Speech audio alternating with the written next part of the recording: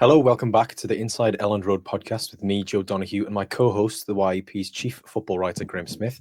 Sunny weekend in the capital, even longer for some than just Saturday afternoon, which began with Leeds coming from 2 goals down to draw 2 apiece at Queen's Park Rangers. They're staying top of the table throughout the international break, only by the skin of their teeth, joint on 80 points with Sheffield United and 2 in front of Burnley on 78. 8 games to go then. We're into the crunch time period, as Daniel Farke calls it. But Graham, first things first, what about yours and Parag Marathi's Rangers?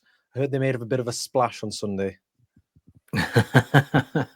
He's still called Parag Marathi. I don't know what it is about this name with you, but you just cannot get it right. I got it right. No, you said Marathi. It's Marathi. Hard T. You're getting closer, though. I reckon by the time Rangers win the Champions League that you might have nailed his name. Yes, good weekend for some in football. The big question, I think, is how does a Borough fan get their hands on a ticket for Wembley? You can keep trying to push it, and you can keep trying to claim that I used to stand on the terraces at Ayresome Park, but no, I didn't. The secret's out. A good weekend. I mean, both our teams won, which is nice. Leeds couldn't make it a trio, which is slightly annoying. But I mean, in the grand scheme of things, the circumstances, I always say a 2-2 draw. If you're going to draw two apiece, do it that way. Come from behind to get so that it feels as though you've earned something rather than that you've lost something. Yeah, I agree. I don't think it's a great result, but it can be seen as a good point from 2-0 down. I wrote in my verdict that the opinion on how good that point was varied wildly across the afternoon. Before the kickoff, you would not have taken a 2-2 draw with QPR. You'd have been looking for a win. Starting the way Leeds United did and going 2-0 down, suddenly you're thinking, bloody hell, I'd take a draw all day long here. I would bite your hand off and I'd keep nibbling all the way up to the elbow because at 2-0 down, Leeds did not look likely to get anything out of that game. And yet then at 2-2, particularly because they made it 2-2 so early in the second half, 51 minutes was it? At that point, the draw is a bit less shiny and exciting. At that point, you're thinking, well, you've got 40 minutes here, to go and get a winner, and you're superior to this team technically. So just go and score another one, lads, for goodness sake, for once in your lives. And they didn't. So the point kind of became less and less attractive as the afternoon went on, to the point where at full time you're thinking, ugh. But then, even with QPR with a man down, little Largy jumps for that header to try and clear up as Leeds are attacking a corner. He doesn't get enough on it. QPR break. And as they're breaking in the 90-whateverth minute with 10 men for a really good counter-attacking chance, I'm thinking, I'll take a 2-2 draw right now. Thank you very much. Forget everything I've previously said. I actually like 2-2 draws because that was a very worrying moment. So a bit of a topsy-turvy game, a bit of a topsy-turvy afternoon. Yet another fairly dramatic trip to Loftus Road. There always seems to be something, whether it's Bamford being grabbed by the bollards as he's trying to run clean through, or Bamford missing a penalty, or Bielsa crouched down in a tunnel, or Naki Wells turning into Larry Bird, or being drubbed 4-0. There's always something. And this was kind of no exception, was it? Another trip to the capital that didn't result in a win. Another early kickoff that we need to talk about. The performance being sluggish. Just thinking about it, there was a fair bit of talking points to take out of that game. Yeah, I mean, QPR, it's 6 of the last 7 or 7 of the last 8 in which Leeds have failed to win at Loftus Road. It really is a bogey ground. I saw a few people suggesting that it's because the pitch is a bit smaller, and don't get me wrong, I think it is. But it's they're professional footballers. The pitch isn't that noticeably smaller. Otherwise, it wouldn't be legal. I mean, the early kickoff thing is valid. I think it's now 2 in 7 or 2 in 8 that Leeds have won before 3 p.m. kickoff slot, or the last 7 or 8. So it is a concern, considering how many of Leeds' remaining fixtures are going to be played at 12:30, because you can't start slow in these games, as it proved. Leeds had the quality to score 2 or 3 against QPR, as they showed, but they'd already shot themselves in the foot to an extent by conceding 2 very avoidable early goals. And it's not as though they were hugely dominant during those early stages before in the opening half an hour before QPR went 2-0 up. It's not as though Leeds were by far the better side. They looked sluggish all over the park. I'm not particularly accepting the excuse that it's because they're young anymore, because while I do have a teenage son, and I know that Saturday productivity on a Saturday is nil for a good few hours, but you look at some of these lads, their dads, they're getting up early during the week anyway. Like, I don't understand what it is about an early kickoff that seems to be so problematic. I mean, maybe we not only need to look at Leeds' record, maybe we need to look across the piece and see how other promotion hunting teams are faring with early kickoffs, but they can't all be struggling quite as badly as Leeds are. And I'm at pains to work out what the problem is. I think Leeds and Daniel Farke's struggling to find out what the problem is, because it's a theme. The sluggish start is a theme. They don't start well. I mean, we remember Bristol was a draw. They didn't start well there. Which other ones can we recall from memory? Preston didn't start well at Preston. Pompey. There was say what? Pompey. Yeah, Pompey.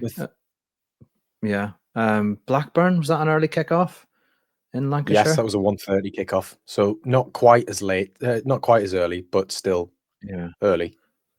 Yeah, I don't know what it is. I don't know what the problem is, but it's something that does need to be rectified. It does need a little bit of an inquest, I think, at Leeds United's analytical department. They need to look into why players are struggling to get their heads on. Farke was talking about mental tiredness because they didn't start well, and the evidence of them not starting well was not only in the goals they conceded, it was in the way they played in possession. The first couple of minutes were okay, but then I thought they were really sloppy, and I thought they were second best in a lot of duels again.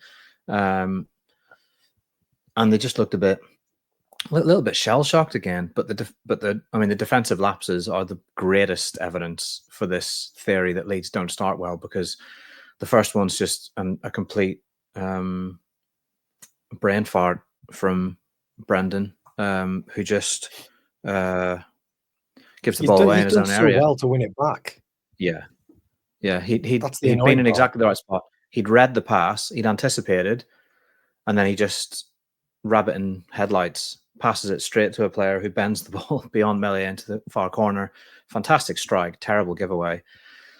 The second one is arguably less forgivable, because the first one is one lapse in concentration from one player, right? That's what you put that down to.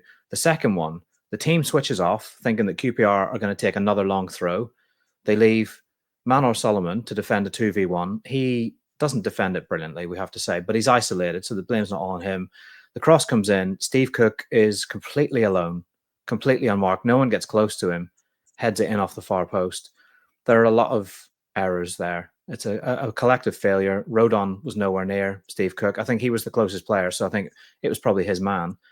And he's nowhere near. And it's 2-0 all of a sudden. And you think, what are they doing? Like, why is a team that has been so good defensively for a lot of this season suddenly dropping these clangers? And you just give yourself a mountain to climb then.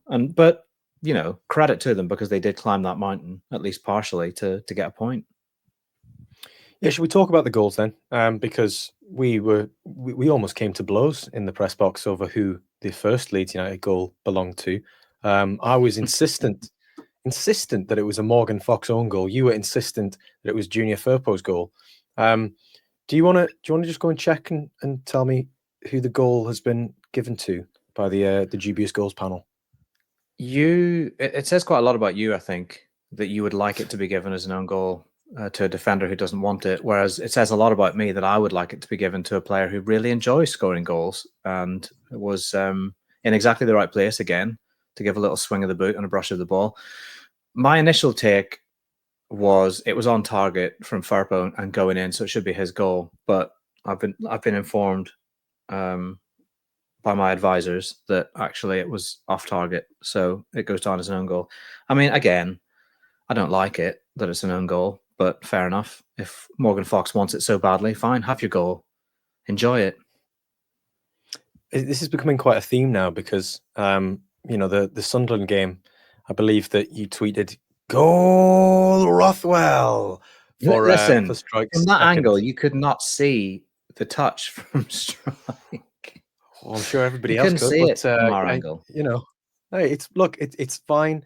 All I'm just saying is, colleague to colleague, friend to friend, it might be time to go and get your prescription sorted, right?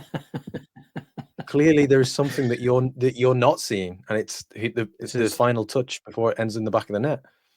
This is starting to err on the side of ageism at the very least, Joe, and I would urge you to be very, very careful when you stray into such territory. One day, you'll be in the hot seat, and you'll find how difficult it is to call things at a split second without benefit of a replay and just your own God-given astigmatism-riddled eyes to go on.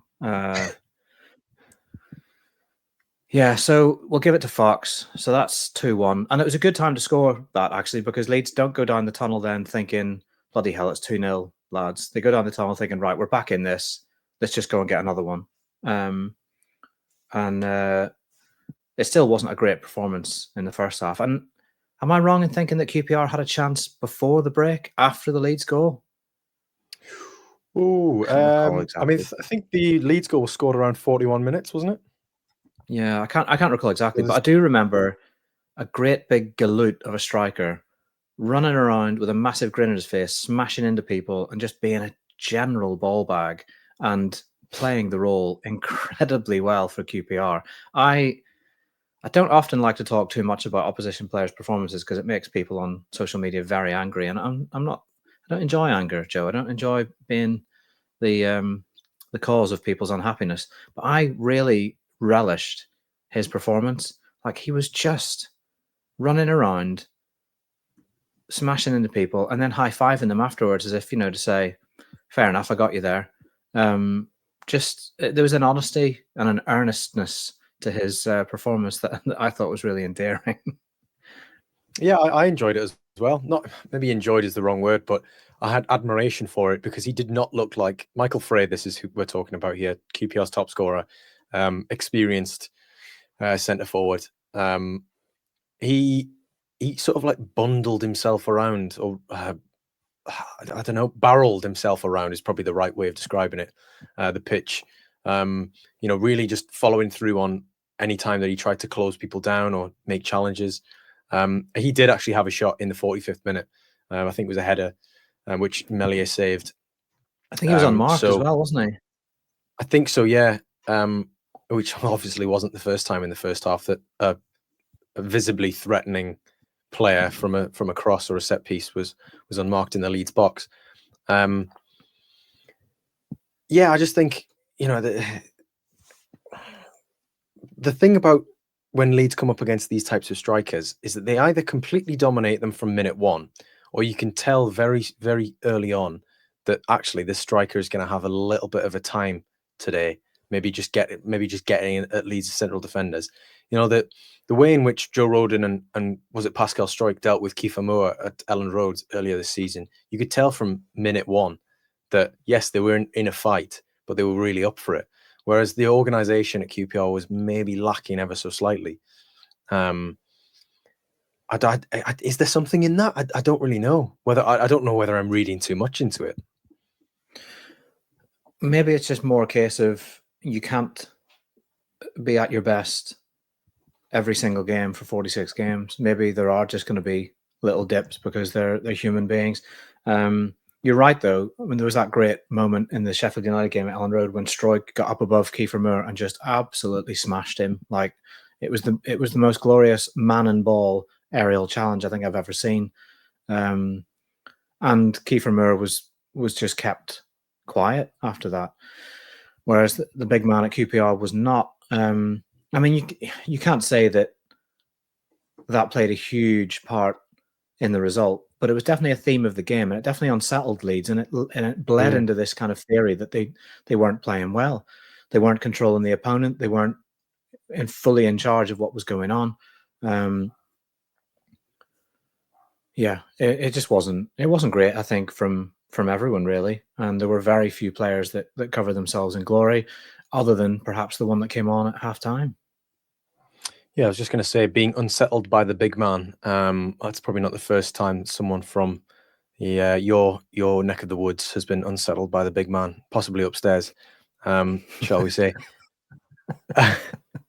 Wilfried Gnonto is, I believe, the man who you were alluding to there, as coming out of that game with a bit of credit.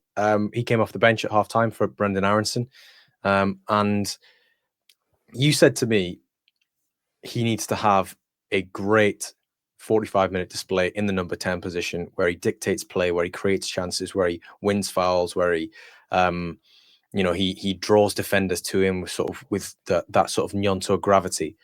And within 6 minutes, he'd done exactly that by drawing QPR out, spotting a gap for Dan James to run in behind, threading the ball through perfectly, and ultimately Jayden Bogle's following in to get on the end of the cross, which draws Leeds level.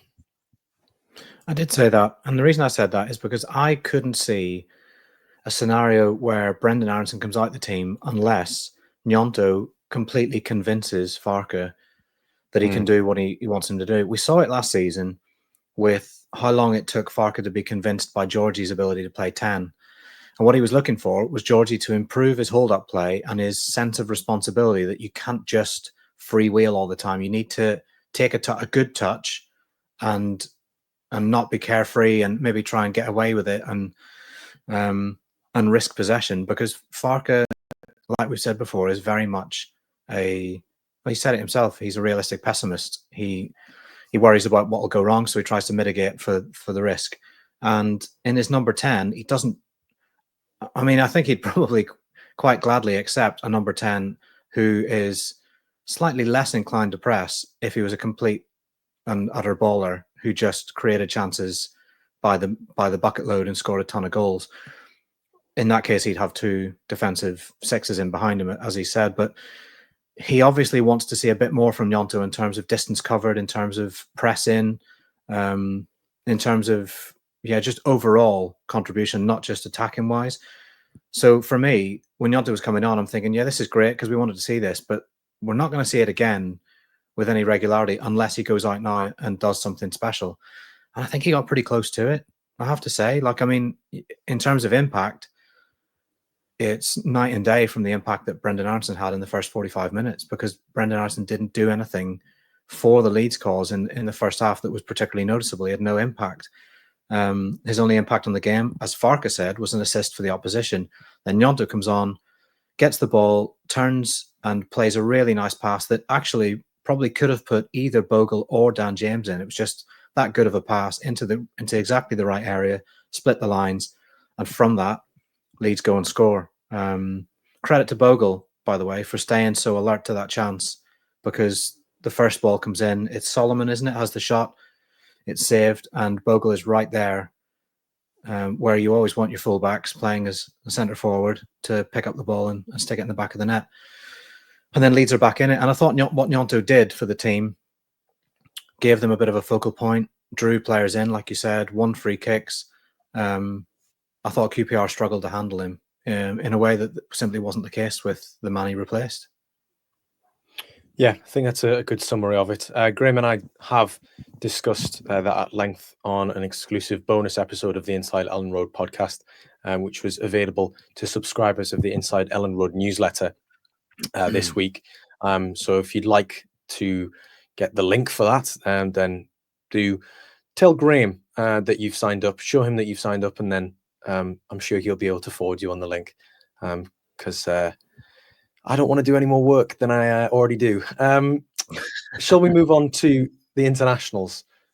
Because that is, I mean, we are into the international break. We've managed to fill 20 minutes of QPR chat. There are 16, I believe, Leeds United players away on international duty this week and next. One who obviously hasn't gone is Aronson. He's been left out of the United States men's national team squad by Mauricio Pochettino. Junior Firpo is with the Dominican Republic, but he's not going to play the first friendly fixture against Puerto Rico. I believe when is it? When are they playing them? On Saturday morning or Saturday evening or Friday evening, whichever 12 a.m. 12 a.m. Yeah. So he's not going to go to Puerto Rico and play that game, but he is expected to play in the second friendly, also against Puerto Rico in the Dominican Republic. I mean, given the drop-off that Leeds had last season after the March international break, and the minutes that the key players played at that time, is it necessarily a bad thing? I mean, it's so long as he doesn't have an injury, because that's not been disclosed, but I think we can probably speculate that there's maybe been a word had that maybe Junior doesn't need to play 2 90-minute friendly matches for the Dominican Republic this month. Yeah, it's probably not a bad thing. Beware the Ides of March, as they say. And this March, I think Leeds will be especially attuned to all and any risks of a repeat performance of last season when they just fell off a cliff, didn't they, after they came back from the international break? I mean, Georgie Rutter in particular really struggled to produce, and when he or Chris Somerville were not on it, Leeds offensively were not on it. I think the big difference for me this season that would reassure me is there's so much more balance to the offensive output. You know, you're getting goals and assists from left back and right back. You're getting goals from Pascal Struijk. You've got assists from the set piece deliveries of Rothwell. Dan James has been on fire. Solomon's been scoring and assisting. Peru's been scoring. It's probably a good thing that Brendan Aronson's got this break, because I think the last thing you wanted was him going away with America and maybe having another bad performance, or being part of a bad performance, or a bad result, a shock result, anything that would further diminish his already waning confidence. So I think maybe just a bit of time to put his feet up, go for some nice walks around Harrogate in the sun. I mean, still wrap up, it's still nippy, but enjoy the sun, and just get your head right a little bit before coming back a bit refreshed. Might be exactly what he needs, you know, just no football, because he's played so much of it. I mean, we keep saying it. He's started every game since the third game of the championship, and that is a slog.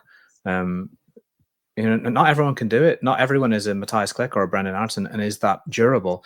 And it is, like we've said, a credit to him. But at some point, you just need to put up those little legs up and just rest and maybe sleep for a day or two, and forget all about football. So definitely wouldn't be adverse to the idea of some Leeds players sitting out during this international break. I don't think that'll be an option for Daniel James of Wales. I nearly said Daniel of James then. Daniel James of Wales and Hull, because he's a main man, isn't he, for them, just like he's a main man for Leeds. And he got a little bit lucky, you know, in that QPR game, because that challenge on him, the straight red card, credit to the referee, by the way, because at the time I thought he was just going for a second yellow. Then when we saw the replay and saw just how bad it was tantamount to a declaration of war on Wales, because he was so high up the calf. I mean, you were out of your seat, you know, shouting and swearing. I had to sit you back down. It was a nasty one. Koki Saito's family, who were sat in front of us, they were turning around and, you know, threatening myself and the other journalists who'd seen such a foul of such egregious nature. Yeah, it looked pretty innocuous at the time, and then you watched the replay and you thought, oh, he's raked his studs right down the back of his calf there. nasty Could have one. done his Achilles. So, Could have done anything. yeah, James definitely got he came away luckily unscathed. Well, barely scathed, I think would be the term. There was definitely some markage on his calves, according to Daniel Farke. But if there's a player you wanted to wrap in cotton wool right now, he'd be the one for me, because he's just been absolutely vital for Leeds, and his consistency has been the big thing. Like, he's very, very rarely, he's had the odd game here and there where he hasn't been brilliant.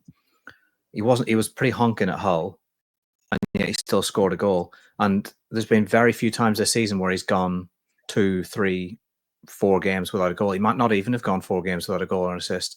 That's the kind of consistency that you want if you're going for a title and going for promotion. There will be players that drop in and out of form. Peru's had his moments.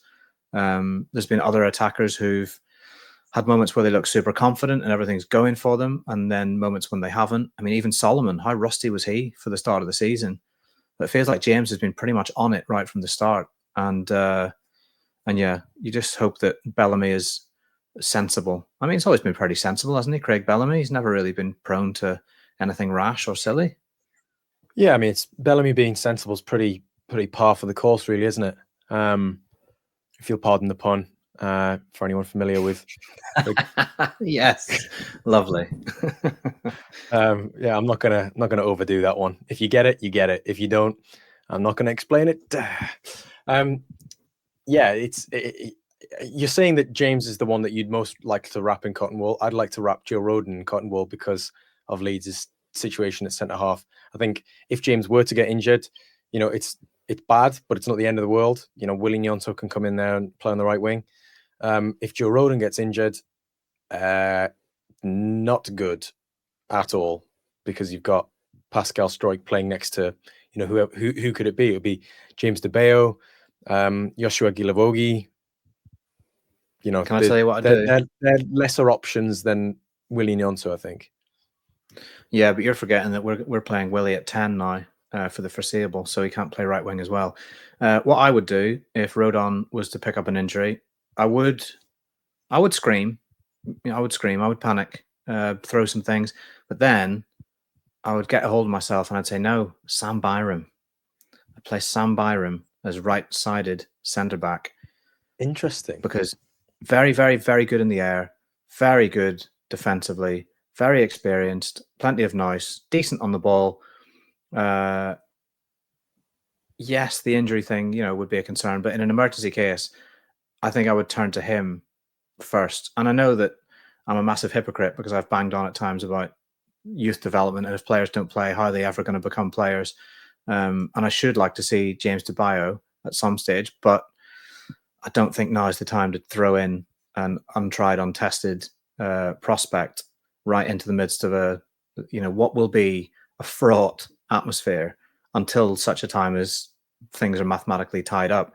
It's going to be nervy as, I think. It could be the making or breaking of a player, but I think I'd probably want a bit more experience in there. Are you saying that you know better than Marcelo Bielsa? Because I'm fairly sure Leeds did that with the goalkeeper position with about 8 games to go. They had no option in the last promotion campaign. They had no option. What else were they going to do? That was literally their backup option. I don't know. He could have. Who could you put in goal instead of Millier at that time in the Leeds squad? Stick Ben White in goal. Yeah, Dallas. He'd given it a go. Click.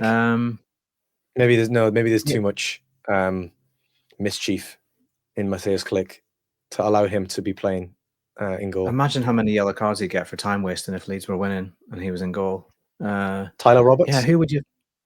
Tyler Roberts? No, absolutely not. Not a chance. Someone big. Pascal, maybe. He wasn't doing much. So Jean-Kevin. Jean-Kevin.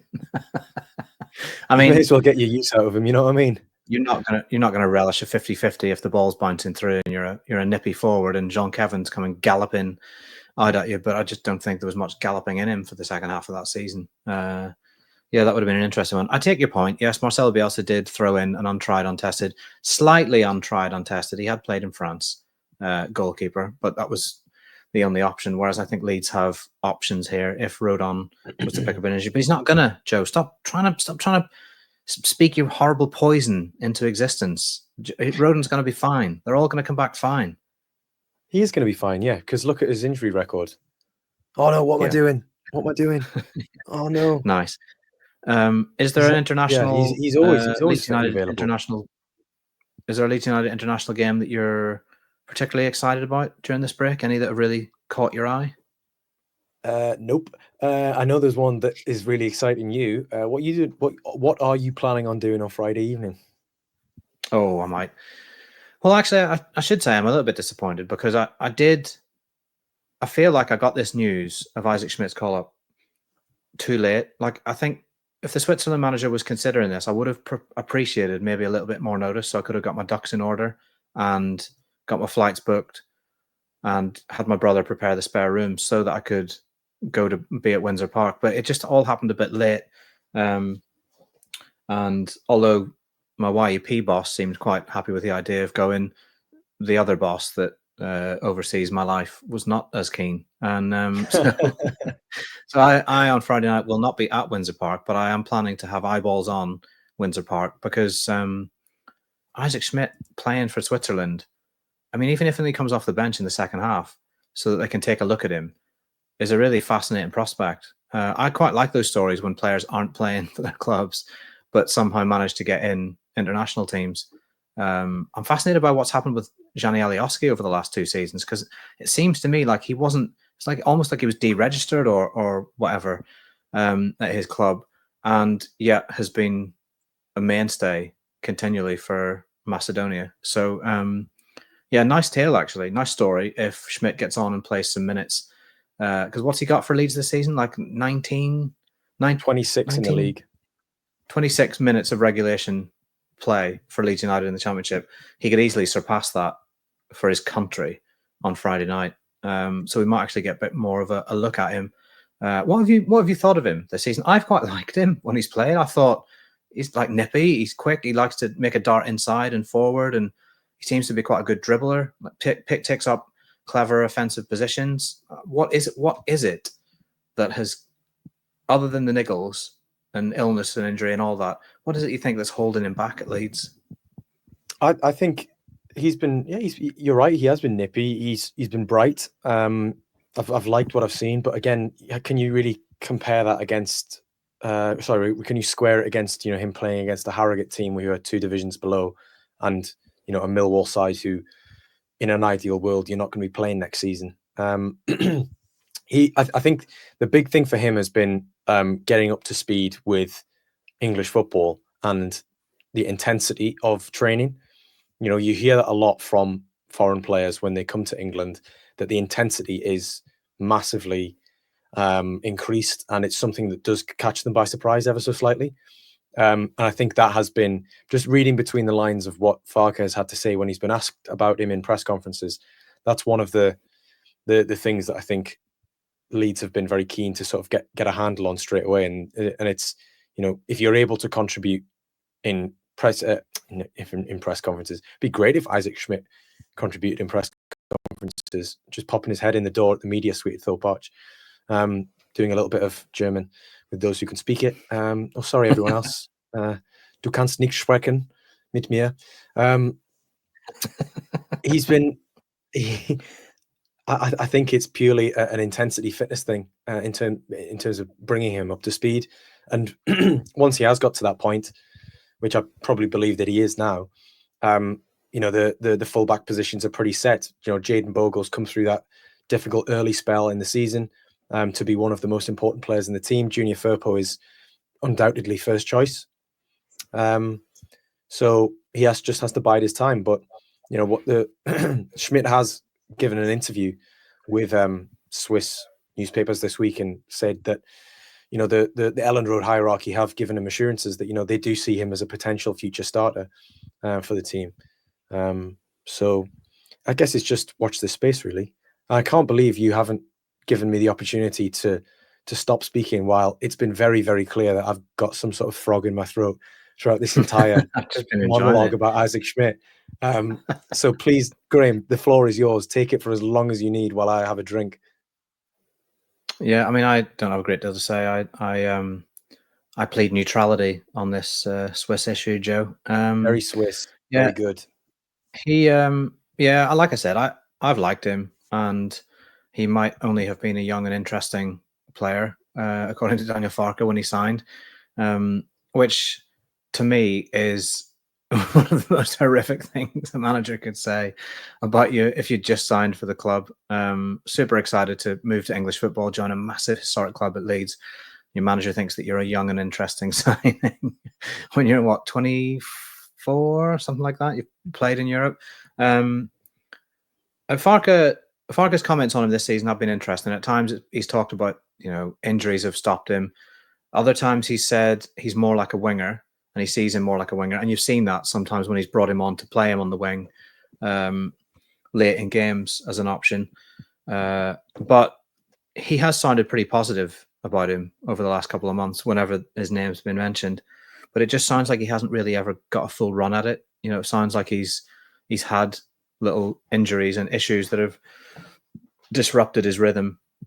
And then, like you say, he's not getting in the team ahead of Firpo, because Firpo is the in-form left-back centre-forward in the division, and he's not getting in the team ahead of Jayden Bogle, who, alongside Dan James, has made that right flank incredibly dangerous for Leeds. So, yeah, it's been difficult for him, and maybe Friday night will be a little chance to get some joy. I mean, not joy.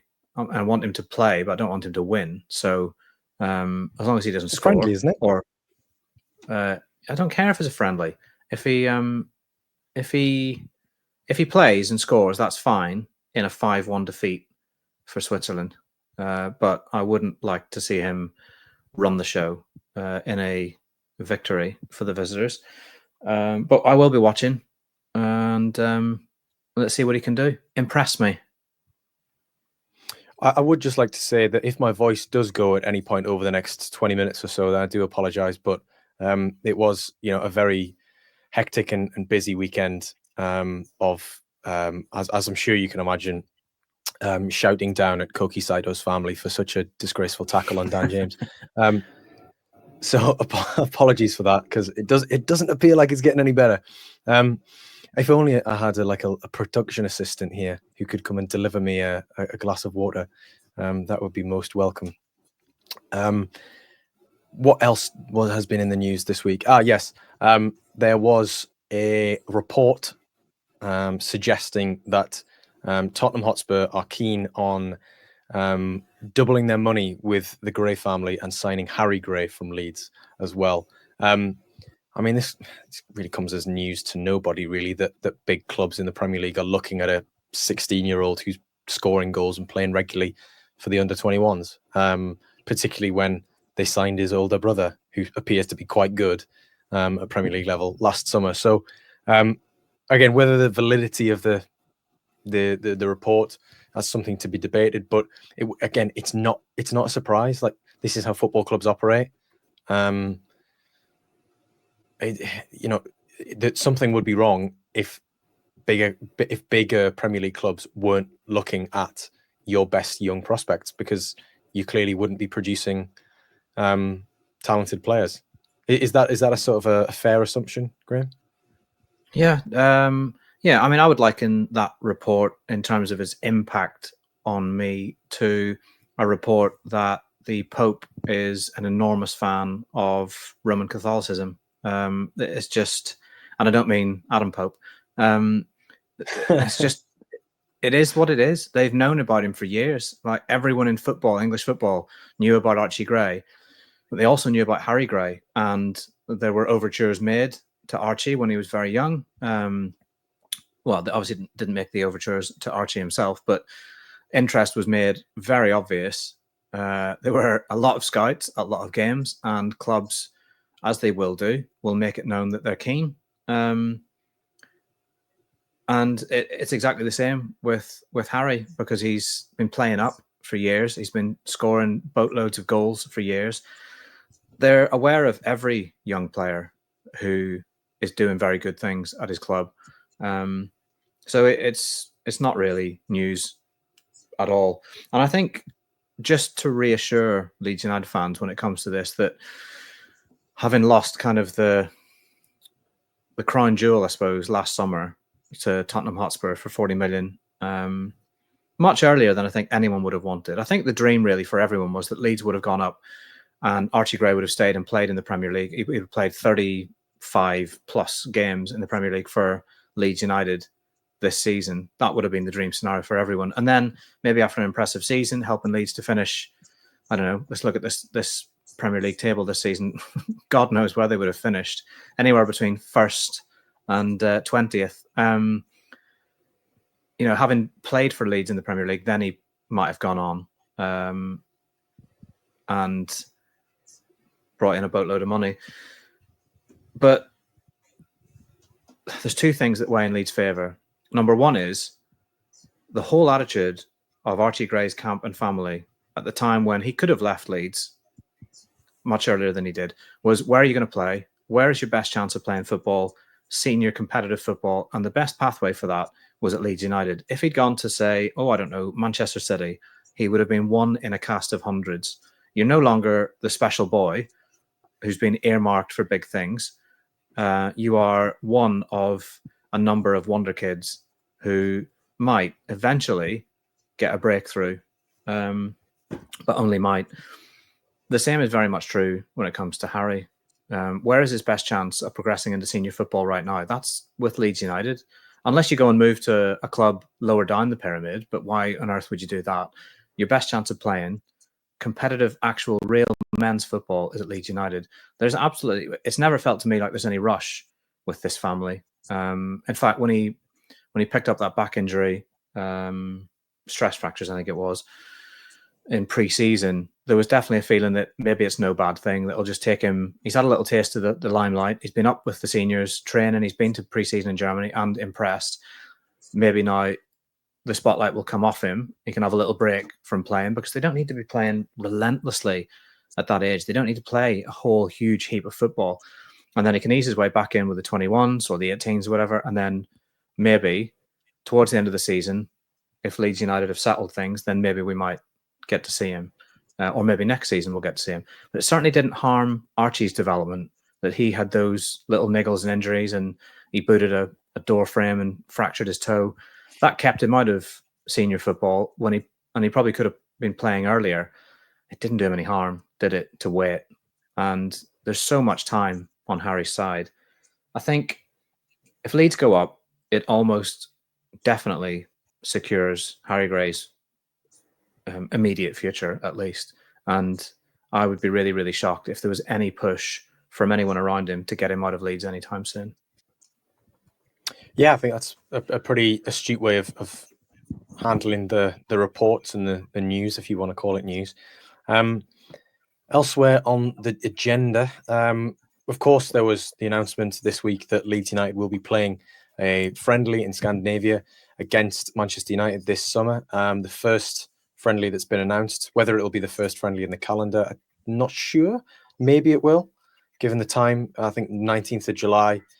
Yeah. They might have like a behind the scenes one with Barnsley or something before that, the tune up or whatever.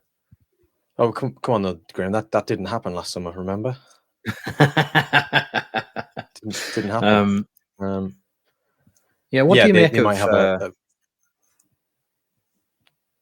what do I make of what? You've frozen. What do you make of? Sorry, you spoke to me at the same time, and I wanted to cede the floor to you. What do you make of pre-season friendlies against bitter rivals? They're a bit. I personally don't. I'm not a fan. Agreed. Because I don't like pre-season friendlies against teams that you're going to be competing against in the same division during the regular campaign. It like these Premier League tournaments that you see in the Far East or in the States or something, where you've got Wolves playing Villa, or like, when Leeds went to Brisbane a couple of years ago, wasn't it? And played Aston Villa in that game. I just, it always feels a bit plastic and money spinning, and I get it that it's, fans who are based out there, they want to go and see those teams, and yes, you'd rather them play against Premier League opposition, but realistically, no one's taking preseason seriously. I think it dilutes. I mean, it doesn't dilute the rivalry, but it kind of dilutes the novelty of playing your rivals when you have an arranged fixture. I think it's a good idea, but I just personally don't like it because it makes commercial sense, it makes business sense. If Leeds are going up, it makes sense in terms of testing yourself against Premier League opposition, albeit bottom half Premier League opposition, before you actually play that first fixture in August. But I don't know, I'm not sold on it. I feel like you're almost, yes, on one hand, you're acknowledging what is an unbelievably passionate and dedicated support in Scandinavia. Like the numbers are incredible, and the number that come across are incredible. Their dedication just can't be questioned. So you, in one hand, you are giving to them. On the other, you're setting everybody up for a little bit of a fall because, you know, you'll make a ton of changes. Like the last time when they played in Oslo, you know, that I took a look at that starting lineup that Leeds put out against Man United, and they're all gone. 2 of them are still Leeds players, but are out on loan at Championship clubs. The rest of them are gone. And yeah, and you know, Farke makes 10 changes at the break, and then Man United bring on a couple of kids, and they're pretty ruthless, and they score 2-0, and you've lost to a Man United team that's not really a Man United team, but it's not really a Leeds United team either. And yeah, I don't like it. I mean, if it were my club, I think I'd be headed straight down to Sports Direct. Actually, no, not Sports Direct. I'd be straight down to another sports outlet. I would be buying up some canisters of Slazenger tennis balls, the cheapest ones, and I would be hoiking them onto the pitch because I'd really I detest the idea of playing a team that you really hate in a friendly. Almost feels like you're kind of commercially weaponizing the dislike. You know, they dislike them for a reason. They don't dislike them for fun. It's not like it's not a nice thing hating someone. There's a reason for it. So yeah, not a big fan. But that said, Stockholm's supposed to be very nice. So we'll see. Yeah, hopefully no one comes back with any syndrome towards those fierce close rivals. Think we've just about covered everything that we want to on this week's episode. It is the international break, so it is slightly shorter than usual. But Graham, unless you can think of anything more, just on pre-season, there were a couple of weird little noises, a little outburst of noise, a smattering of noise, a little explosion of noise earlier this week that Leeds would head to America after Stockholm. Now, we have been expecting America for some time. Some would say expecting, others would say hoping for America for some time. Last year, we got Germany, we got Arswinkle, literally the arse end of nowhere, quite literally the arse end of nowhere in Germany. No offense to Daniel Farke and your home region. It's very, very beautiful, very pretty. But it's not quite my topic. I'd quite like cities and fans at games, that kind of thing, proper stadiums. But the feeling very much at Leeds has been it'll be Germany again or the like, somewhere in Europe, because it'll be what Daniel Farke wants. You know, he would not be a fan of jetting halfway across the planet on you know what could be described, I think, by a cynic as a bit of a vanity thing, rather than a footballing decision. And so we were very much expecting Europe, mainland Europe again. And I still think the feeling at Leeds is very much mainland Europe. So put a pin in that American noise for now. I think it's probably more likely to be next summer. If Leeds have been a Premier League team for a year, then you could definitely see them going stateside, because obviously there's a big interest in the club in the States, a vested interest. There is indeed. Yeah, I think that kind of sums up what we've heard on preseason stuff. Obviously, the confirmed plans will be communicated to supporters in due course, and obviously the hope this season is the expectation this season is that Leeds fans will be able to attend preseason games as normal.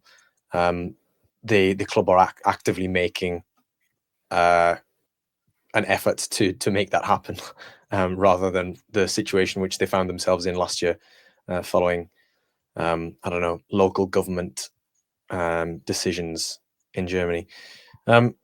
That's everything from us on the Inside Elland Road podcast. And just a reminder again, it was the Fox in the Box, Morgan, who managed to score the first goal for Leeds at last weekend. Not Junior Fopo, like Graham insisted at the time, and still probably privately continues to insist.